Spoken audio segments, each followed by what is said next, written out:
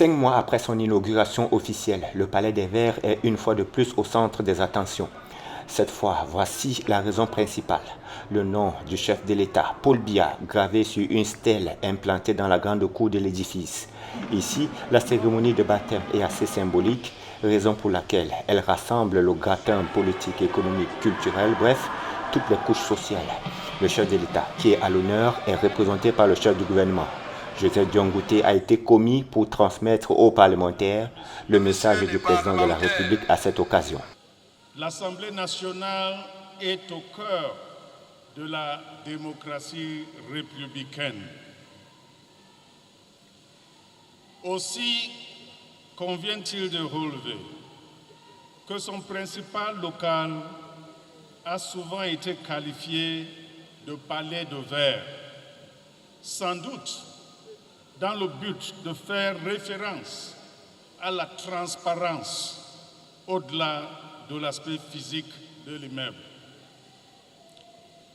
Juxtaposer donc les questions de démocratie et de transparence dans le but de les mettre en corrélation directe avec la plus haute personnalité de l'État, c'est reconnaître en filigrane que ces idéaux se reflètent dans l'action politique et les orientations du président de la République.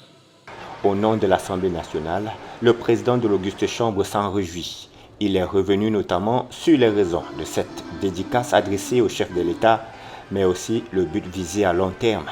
Cette cérémonie est encore plus significative pour nous, les élus, et le peuple que nous représentons. En effet, en 43 années de magistrature suprême, c'est la première fois que son Excellence Paul Biya accepte un édifice public porte son nom. Que nous sommes. C'est on ne peut plus le témoignage de toute la considération que le président Paul Biya a à l'endroit des députés de la nation. L'édifice s'appellera donc désormais Palais des Verts Paul Biya. Conclusion d'une cérémonie unique avec à la clé une séance de remise des médailles aux députés et employés de l'Assemblée nationale pour leur contribution à la réalisation de cette infrastructure, laquelle infrastructure est un don sans contrepartie de la République populaire de Chine au Cameroun d'un montant global de 54 milliards de francs CFA.